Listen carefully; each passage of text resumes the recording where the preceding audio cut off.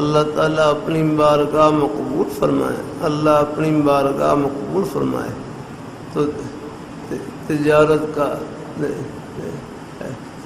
کا یعنی ایک سادہ سا آسان طریقہ حدیثی میں بیان کر دیا گیا کہ ایک تجارت سچائی سے بھری ہوئی ہو، نمبر 2 امانت داری سے بھری ہوئی ہو، تو پھر وہ تجارت دنیا کی نہیں، وہ آخرت کی تجارت ہے۔ الحمدللہ۔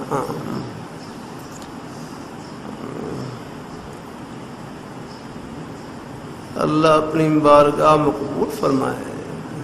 جھوٹ بولنے سے اس میں میرے حضرت فرمائے لگے جھوٹ بولنا، کسی کو دھوکہ دینا، یہ تو تجارت کے اصول کے خلاف ہے۔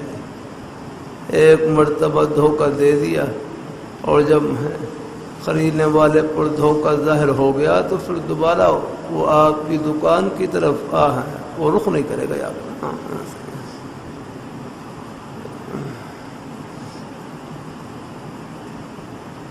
اللہ تعالیٰ اپنی مہربانی فرمائے، اللہ تعالیٰ اپنی مہربانی فرمائے۔ اللہ سچائی میں برکت ہے۔ الحمدللہ۔ اللہ تعالیٰ جھوٹ بولنا یہ برکت کو ختم کر دیتا ہے۔ سچ بولنے میں بظاہر آپ کو گھاٹا بھی نظر آئے، لیکن اس گھاٹے میں پتہ نہیں آخرت کا کتنا نفع بھرا ہوا ہے۔ الحمدللہ۔